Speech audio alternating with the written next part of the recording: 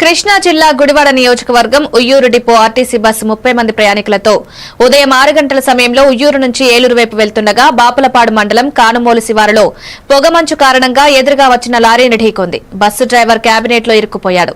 స్థానికులు అతన్ని బయటకు తీశారు. పలువురు ప్రయాణికులు గాయపడ్డారు. 108 సిబ్బంది క్షతగాత్రులను గుడివాడ ప్రభుత్వ ఆసుపత్రికి తరలించి చికిత్స అందిస్తున్నారు.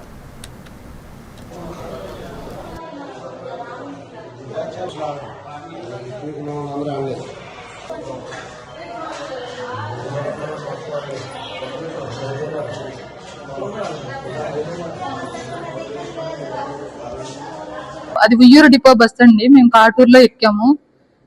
కానుమోలు పెట్రోల్ బంక్ దగ్గర రాగానే ఆర్టీసీ డ్రైవర్ వెళ్ళి క్రాస్ అయిపోయి దాన్ని గుద్దేశాడు. అందులో డ్రైవర్దే తప్పే. అది ఆ వైపు ఉన్న మార్జిన్ మీద దీని అందులోకి వెళ్ళి గుద్దేశాడు.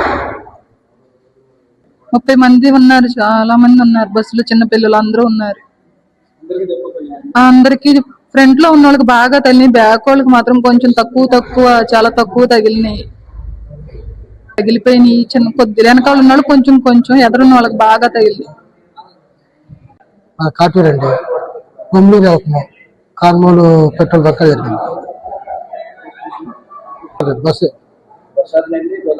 ఎలాగ పెట్టండి చార్జ్ చేస్తా వెళ్ళి ఎవరి కోసం పెట్టండి.